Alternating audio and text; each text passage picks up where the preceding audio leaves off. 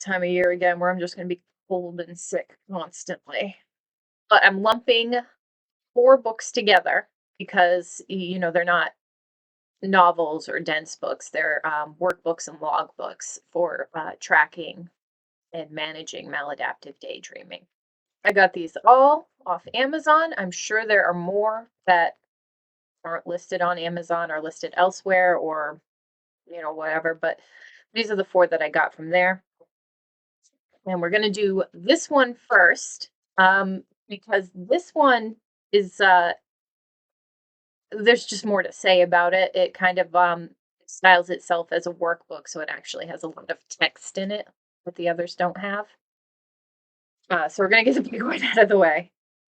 So, like I said, it's a workbook called Stop Maladaptive Daydreaming Guide, and then it has a ridiculously long subtitle I'm not going to bother to read, and it is put out by this author who doesn't have a name. It just goes by Daydreamers Print. And if you bear with me, I wanted to read Daydreamers Print like author bio to give you a better idea of just like who they are, who's putting this out. So this person actually has a bunch of workbooks listed on Amazon. This one I think is the only one about maladaptive daydreaming. The others are on other things, but hold on. Their author bio will clear it up a bit. All right. I like researching and reading books that help me understand the world and myself better and grow as a person. A while ago, I realized that reading and learning is not enough. As soon as I finish a book or research, nothing really changed. I didn't change. Implementing new knowledge is obviously the hard part. That's why I started extracting the basics and making practical guides, theme journals, and workbooks. Helped me a lot. And I thought maybe it would help others too. That's why I improved them, made them as understandable and beautiful as possible, and offered them to fellow self improvement seekers. So I wanted to preface it with what they say about themselves because you don't notice it at first. You're in this book for a couple of chapters before you realize that it's sort of based a lot in Eckhart Tolle. Talks a lot about the pain body. It cites themes and points that Toll talks about and brings up, and several times throughout the journal. So if you are not a fan of Eckhart Tolle, you might not like this one. There are some things I like about it and some things I don't like about it. Let's just go through it. If you want to pause and read the table of contents. Now, I don't want to step on anybody's toes as far as like copyright goes and stuff. So I'm not going to show you like all the pages of the book, but here's the table of contents so that you get an idea of what's in here. And as you can see, like this workbook has a lot of writing. So right on the first page, introduction, what is maladaptive daydreaming? It's all fine. It's taking a conversational tone with you. It's not saying anything that's egregious or wrong. This book also really reminds me of Horatia, the one who wrote the blog titled Overcoming Fantasy Addiction, The Guide to Maladaptive Daydreaming.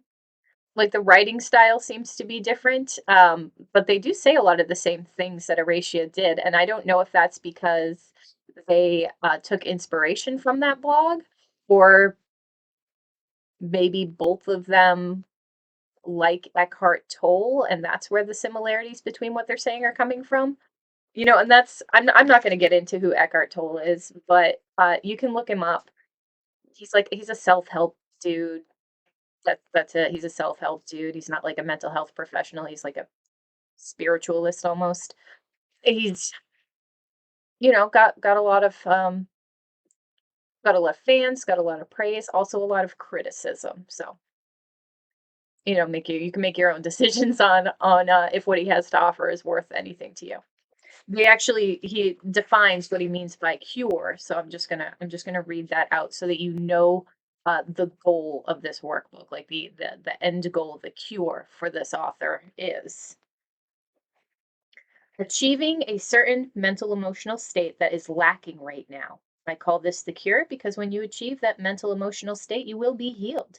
That is the goal destination. Facing the pain, closing the gap, and removing the cravings is the path. So facing the pain and closing the gap is big part of this workbook. Like we haven't let's get to all right. So here's their steps. Again, I'm not going to show everything, but you can look at these, you can like pause and look at the steps to get an idea of the contents of this book. It's kind of annoying because it jumps around. Like it starts with like go to chapter 7 at the end. And chapter 7 is it's logging your emotions, your real emotions in the real world in real time. They list so they list on the side like it's a big list of emotions, and you circle the emotion that you're experiencing, and you jot down notes next to it. So I like that they're giving you a jumping off point. What I don't like about this is that they have like what was it? They have 14 positive emotions and 21 negative emotions. It's not balanced at all, and there is no space to write in your own emotions. So you could, I mean, you can cross them out. You can just get the one that's closest, or you can cross them out and write in your own ones. Um, that you can. But already we're having to alter the guide. I am glad though that they start with dive straight into how you feel in the real world. I think that's a great place to start. It's weird that it's at the very end of the book. You have to like flip to the end of the book to get to it for like step one, and then you go back. But whatever. I don't. It's not a very big deal. And the author throughout this is very encouraging. At the end of every explanation, for their steps and stuff. They're like, don't worry if you screw it up. It's not a big deal. Just keep going. You can do it. It's all right. Then the next step, you go back to the front to like chapter 3, and it's a daydream journal. The point is to break down your daydreams and sort of self analyze. And they tell you how to do it. It's nothing in this guide comes with less than a page of text at least. But here we start to notice that I think the daydreamer who wrote this very much is the type of daydreamer who has an idealized self. So when they are talking about facing the pain and closing the gap, which they talk about quite a bit, what they are talking about, the examples given are to look at the distance between you and your idealized self. Um, why is your idealized self famous or strong or beautiful? What pain in you is being expressed through that? And how can you close that distance between you and your idealized self? Is it something you can change and want to change, or is it something that you are going to just accept about yourself? But if you don't have an idealized self, I don't have any self in my daydreams, for example. So this stood out to me. So they want you to give, again, I don't know if I should show it, but I can tell you what they want. So they want you to provide a summary of your daydream story, and then talk about the personality traits, appearance, labels that you would give feelings you have towards your characters. And then jot down the fix. I guess like what would make you feel the way that you can feel in your daydreams? Would it be to be loved or respected or heard or vulnerable, whatever it is. And then comes the gap, which is to write down your characteristics, which the examples they give, which I do like. This is a like for this book, is that they provide sample pages of everything.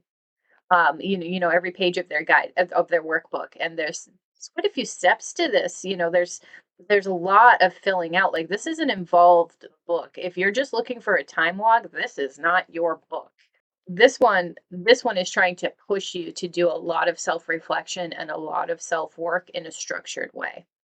The structure seems to be based on the works of Eckhart Tolle and his beliefs or teachings or whatever. And I have no idea how qualified he might be on that stuff.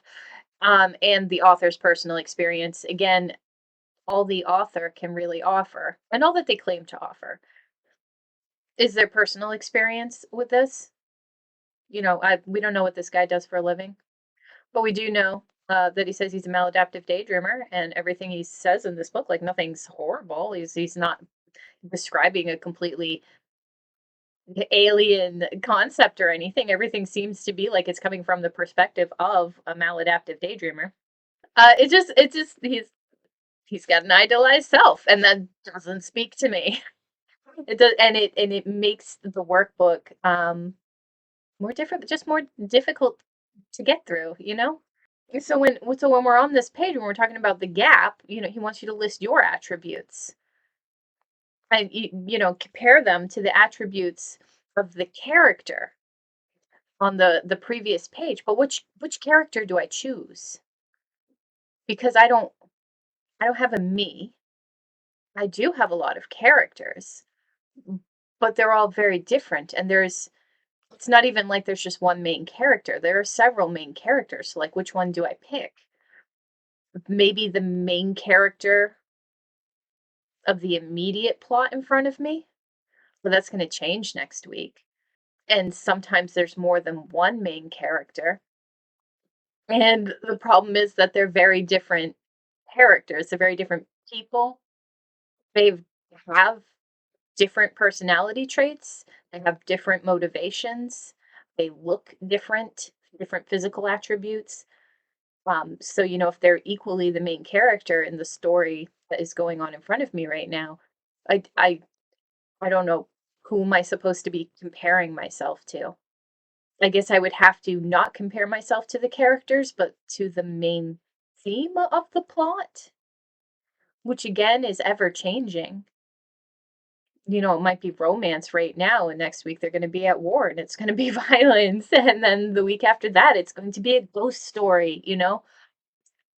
So I don't know what I'm going to get out of this workbook. And I think I would have to make too many changes and assumptions and alterations to get it to fit the type of daydreamer that I am. That it's just the point of buying a guidebook is that someone has, structured it out, and you can follow along with it, without making. You might have to make an alteration here or there for your personal self, but I mean, we're talking about massive changes here. Right, I feel like I would need a completely different guide. So so yeah, we're 2 steps in, and it's already kind of falling apart for me. And anyway, then he has you write down your limiting beliefs, which are, like, the obstacles standing in your way. Why can't you be as beautiful as your character? Why can't you be as famous? What makes you think you can't be as famous as that character? Because you don't have the skill, you don't have the work ethic. What is it? The next part is facing the pain, and this is where the Eckhart Tolle stuff really comes in. It's weird that, like, this book seems to talk about mindfulness a fair amount, but it never actually calls it mindfulness. So yeah, so the next, thing you want to work on, or that the book wants you to work on, is your pain. What was it? How did it feel in your body? Your desire to ignore it. How did you react to it? How did you feel after it? And then face yourself and close the gap is the next section. And this one's like 3 sections. Face yourself, a detailed review, and all the fixes. And again, it gives example pages, which I love. So again, idealized self, the daydream you versus the real you. What can you change? What do you need to accept? All the monsters in the gap. Everything between you and your idealized self. All the negative feelings that are there, the monsters in the gap, which I think is a cute way of putting it. And then they kind of have this, like, oh, I don't like that. Oh, this, like, flow chart, to detangle the cluster. So I want you to kind of break it down, the thought process or emotional process that leads you to maladaptive daydreaming again. Anyway, so it provides you this little area where you can sort of break down your own personal emotional journey, or a cycle of maladaptive daydreaming. Which I think that's a cool little thing to add. Yeah, I like that. And I want you to pick out your main problem so that you can focus on that, which I think is also a good idea. You don't have to tackle everything all at once. Sometimes it can be a lot more helpful to just start with the biggest thing. And then it has, all the fixes, all those monsters in the gap that you came up with, what's their kryptonite. And then there's one little part in this. So I kind of like how it is. It is a lot of self work and it doesn't quite fit me because it's talking a lot about the idealized self, but I don't dislike it. I do like it. I think for someone with an idealized self, this is nice. But there is one part in here that I really dislike because part of what the book sort of asks you to do is that when you identify your your cure, your fix. It wants you to take that and put that into the world. So if you need to be loved, you should love others. If you need to be valued, you should value others, which I don't disagree with, but it specifically tells you to like write down the names of people who are not showing you these things and provide them to those people. And that I don't like. It's one thing to just say, put love out into the world. It's another thing, to sort of encourage people to put love into this person who does not love you. So I would say, maybe not skip that step, but don't do it like the author lays out. Maybe identify places in your life where you can put that energy safely. Because oh my God, as I was reading this, all I could think of was like all the kids on the Discord or all the people in the subreddit who are telling us that they're in unsafe situations, unsafe family dynamics and stuff. And that's what I immediately thought. It was like, oh my God, it wants you to write down the name of the person who is hurting you and then give them what they're not giving you. I don't think that you should be doing that. I think you get me. I think you get me. Um, we probably don't need to bang on about it any longer. And then the next section is a little dicey for me too, actually. Express yourself and the cravings and become bulletproof. That's the title of this section. And I'm going to read a small passage out of this. Express yourself with words, emotions, and actions. Instead of acting out in your head, do it externally. Speak up, tell or yell your opinion, argue back, punch something, not people or animals. Don't worry about what the consequences will be if you do that. Maybe you'll get into trouble, maybe not. You have to risk it. That is the price you have to pay. That is the ransom you have to pay to reclaim your emotions. I guarantee you can deal with whatever will happen after your outburst of words, feelings, and actions. Also, tell someone and eventually everyone about your MD. Do I have to explain why I don't like any of that? I think you feel me, right? Like I think we're probably on the same page here. You're you should reclaim your emotions. You should become comfortable expressing yourself. But I don't think you should be screaming at people and punching things. I don't think you need to do that to reclaim yourself. And I don't think that you should do that without considering the consequences of your actions. If you are going to be that person who's yelling and screaming and throwing things, you need to be able to see there are consequences to that. There could be some severe consequences to that. And sure, maybe you can handle it technically, but I don't think nope. Nope. I think you can see why that's problematic. And then the next paragraph goes on to start with tell someone and eventually everyone about your maladaptive daydreaming. And I don't think you should do that either. I think you should find someone safe to talk to, clinician, friend, mentor, a parent, clergy, A stranger on the internet. Please be careful on the internet. But yeah, we have communities where you can talk about things like this with other maladaptive daydreamers. But eventually everyone. I don't understand why you would do that. I mean, I get that's really personal thing. Sure, I guess some people are super open about their mental health. Um, and they just wear their heart on their sleeve, and everybody in the world knows that they have OCD or anxiety or depression or maladaptive daydreaming. But yeah, I don't know. That seems like not everyone I know needs to know about this. I don't get that. So yeah. There's that. So this entire thing is about self-expression. I want you to write how you currently express yourself in those areas, and then write what you secretly wish that you could do but have been too afraid to do. And then we're back to the emotions journal. The next step is to sort of go back to the beginning, journal your emotions again, and then compare them to the journaling that you had done in the beginning and see what kind of progress you've made. So that was really long. Maybe I should have made this one like its own video, because none of these other books are gonna get as much time as this one did. They just don't have as much writing.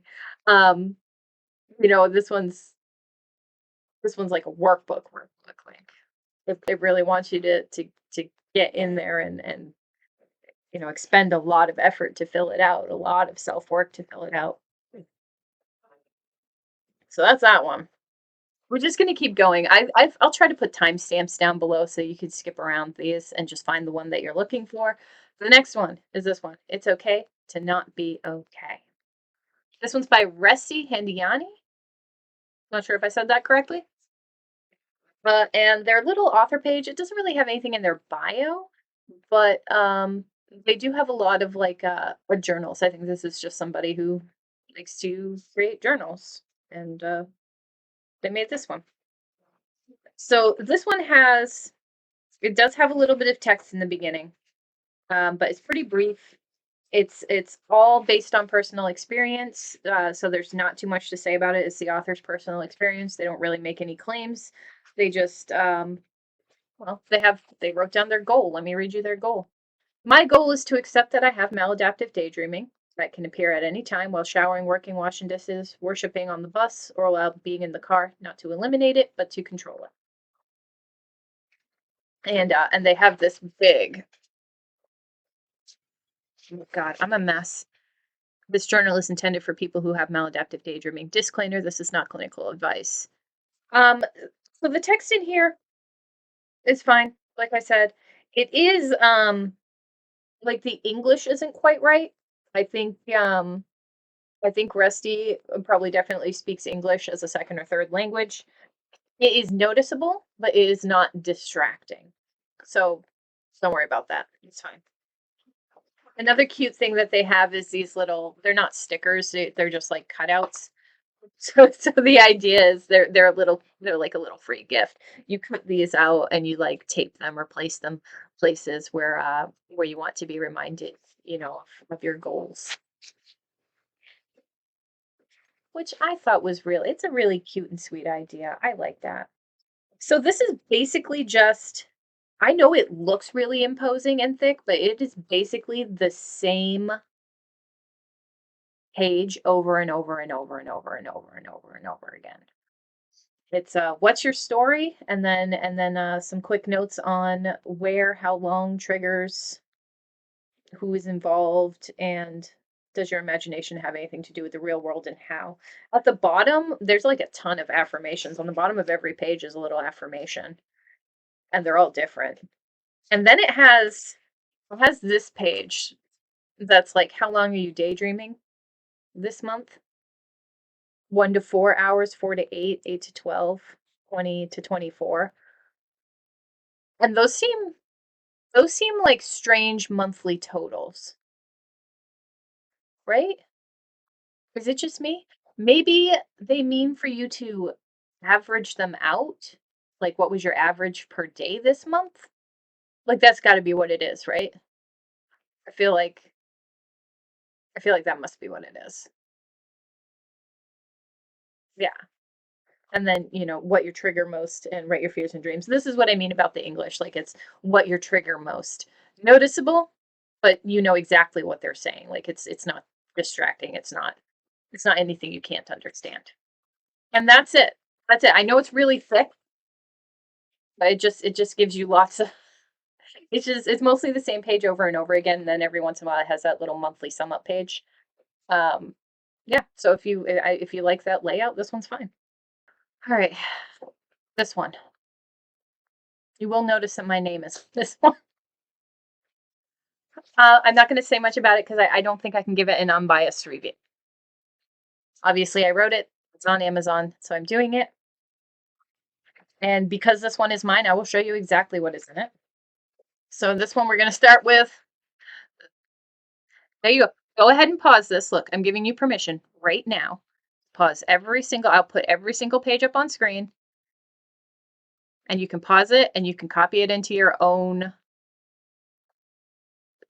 blank notebook. Like I don't care. Steal this. It's fine. So this just lists some common symptoms, gives you some place to write in which ones are the most concerning, your goals, your hopes, your fears. And then these are your daily journals. Right. Okay. Go ahead and steal it if you want. It's fine. Sorry. Sorry. Sorry. This is also available in a PDF, so I'll like put that in the description too. You don't have to actually pause every single page. Like you can go print it out at the library. Don't tell Amazon.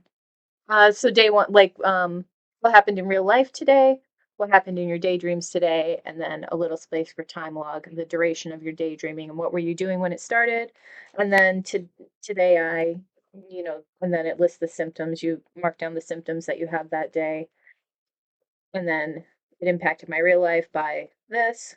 I think my strongest triggers were whatever. Does that 7 times every day of the week.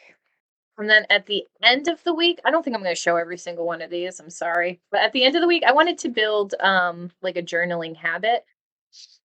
So at the end of every week there's like a more fun kind of prompt and all these are different. But anyway, and then it has your week in review. So you go back and look at the stuff that you had written down, the moods, the themes, the time totals and the weekly total, the most common 3 symptoms and triggers. Uh which days you had them on, questions, observations, stray thoughts. And then you do that a bunch of times. 13 weeks. I mean, you don't have to go through the full 13 weeks. You go through however many weeks you want to, but it was structured in that way because it was meant to be habit building. But I never really wrote that down anywhere. Like this wasn't meant to be sold. We made it for the Discord, and then some people wanted a physical copy, so we put it on Amazon so that people could just, like not have anything to do with me. They could just get it from there and have a physical copy rather than like the PDF that we made. Uh, so yeah, that's why there's not a lot of explanation with this one, just because there was never meant to be. The explanation was among us who made it and we're using it. But anyway, now it's online and you can get it if you want, or you can just copy it down. Like with all these logbooks, I want to say that you can just scribble on something. Like they don't need to be anything like this. They can be just, you know, on the back of a blank piece of paper, time, trigger, feelings. That's it. Jot down a note every once in a while. It doesn't have to be anything like this. So then you summarize all the weeks that you did, the top 3 symptoms, the weeks that you tracked it, mood combo stands out. What were the most common triggers? A place for notes, some time totals. So you work out your weekly average. What do you think would be a reasonable average? And then, some space for some final thoughts. Has your goals changed? New hopes, new fears?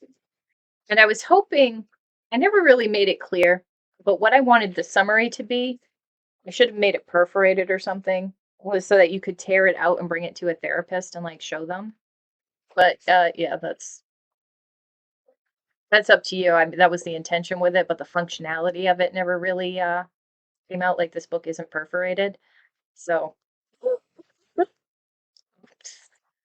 Anyway, so that's this one. It's also kind of thick, but you don't have to do all 13 weeks if you don't want to. Just do whatever helps you. And then this is my favorite one. I know I should say that mine is my favorite one, but it's not. It's this one. It's so small and cute. Come on, look how thin it is. Just feels nice.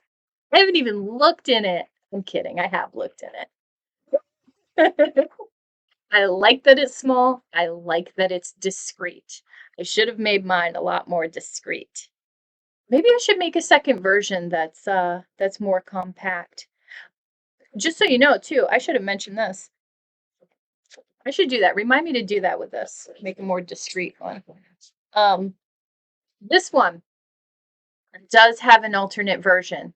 That's I didn't purchase the alternate version, so I actually don't know how big it is or anything, but it's a simplified version of this. I assume it's more like this size, but like I said, I didn't purchase it, so I don't know. But this one is by soulef BF, and comes in a few different colors. Let me see. And again, that's just somebody who makes notebooks. They just make a bunch of notebooks. I don't know that they're a maladaptive daydreamer. And this one is the most simple of the ones that we put out there. So it's just got a simple tracker, color the part of your day that you spend daydreaming, and then it has, some places for you to list things. And it's just that over and over and over and over again. So a couple things I like about this, obviously small and discreet. I think it's adorable. And the things it has you break down are good. Um, break down your dreams into main parts. So I guess it would be like main themes or whatever. What were the triggers? What were you feeling? What can you do tomorrow to fight the triggers? What can you do tomorrow to feel what you felt today during your daydreaming without actually daydreaming? So it has you thinking about things that you can do for self improvement. And it also, another feature that I really like about this one, I don't want to show the whole page because again, I don't want to get in trouble for like showing off other people's stuff, but like the top here has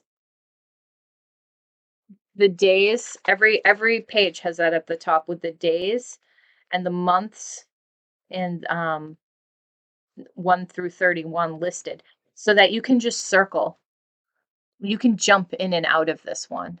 You don't have to like mine you kind of have to commit yourself to at least a week of tracking to get usable information out of. This one is kind of a little bit more like a bullet journal, at least in the tracking one way, where it doesn't matter what day it is, or if you've been gone for 3 days, you just sort of scribble in what day you happen to be tracking. And, if they're consecutive days, cool. If they're not, it doesn't really matter for the purpose of this. So, yeah, if you want something you can jump in and out of, good option. But like I said, this one, even though this one as a book is probably my favorite, this is the only one where I think I can say like this wasn't made by a maladaptive daydreamer. This was just made by somebody who likes making journals. I think this one was definitely made by a maladaptive daydreamer. Um, me, like me. This one and this one, um, I don't know the authors. But they do both claim to be from the perspective of a maladaptive daydreamer, and to be authored by people who are maladaptive daydreamers. I believe this guy, I think. They write a lot. They write a lot about the maladaptive daydreaming experience. You saw the pages of text. I don't think, I think somebody who didn't have maladaptive daydreaming could do that, but why would they? Why would they expend all that effort? So I think this person probably is legit. This one I'm not entirely sure about. They do say they are a maladaptive daydreamer, um, but they don't put a whole lot of themselves into this book. There is some text. It's another author that just makes a bunch of journals. So, maybe they are, maybe they aren't. I think the jury's out on this one. There's no reason to disbelieve what they say. There's nothing in here that doesn't sound like a maladaptive daydreamer. So yeah, so if you want to support a maladaptive daydreamer. One more thing to say about this one. One more thing to say about this one. Uh, you can also tell that the author is religious. Again, it is noticeable. It is not distracting. I am not religious. Um, so it stood out to me like this. But it's not full of God. It makes mention of it a couple of times. But if you are someone who is religious, you know those couple of mentions might make you feel comfortable. Or on the flip side, if you have like religious based trauma, just a warning that that guy might tell you to pray to God, so you might not want to get that book. Just want I don't want anybody to be surprised. I don't want anybody to be surprised. So I noticed it. There it is. I didn't find it distracting, but you might. And that's it. Logbooks. Logbooks. And we are going, I don't remember if I said at the top that we are going over these books because tracking your maladaptive daydreaming does help. It is a reduction technique in and of itself. Being aware of your maladaptive daydreaming, logging the time that you do it can help to reduce it. In addition to just giving you a better idea of how much time you're sinking into it, what your triggers might be, where your problem areas might lie, and helping you to get a better idea of where to go forward with it. Tracking is just it's just a good idea, and that's why I wanted to do all the logbooks in a nice solid review. But again, you don't need them. You don't need them to get the benefit of tracking. You can you can just write on toilet paper with crayon. It really doesn't matter. It really doesn't.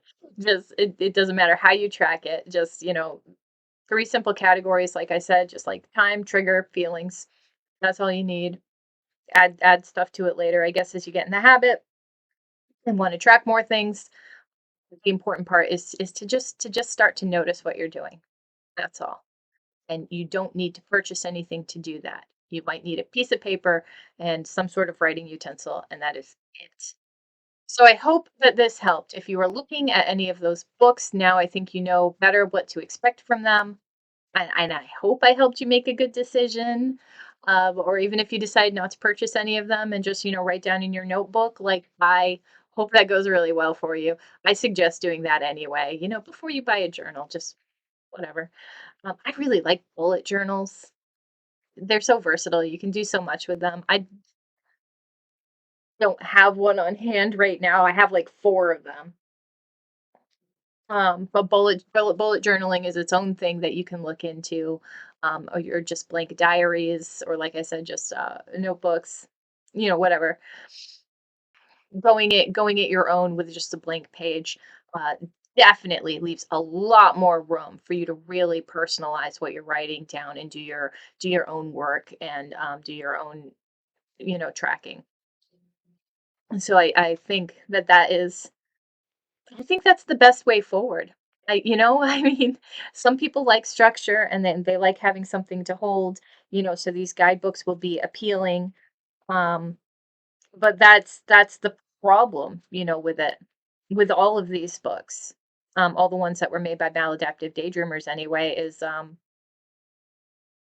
like when I was making mine, I made it according to my experience, and you can see very clearly in the other one, in the first one we did, that they are very clearly coming from a place of their experience with the idealized self, and that's a bias that is going to exist in any of these books as long as we're making them.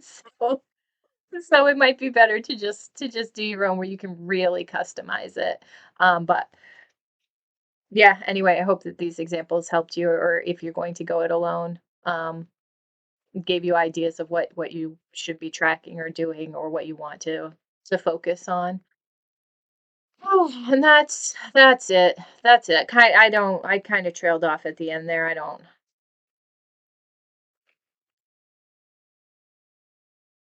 Yeah. Bye. I guess I. Well, see you eventually. I guess. Yeah. That seems to be my new outro.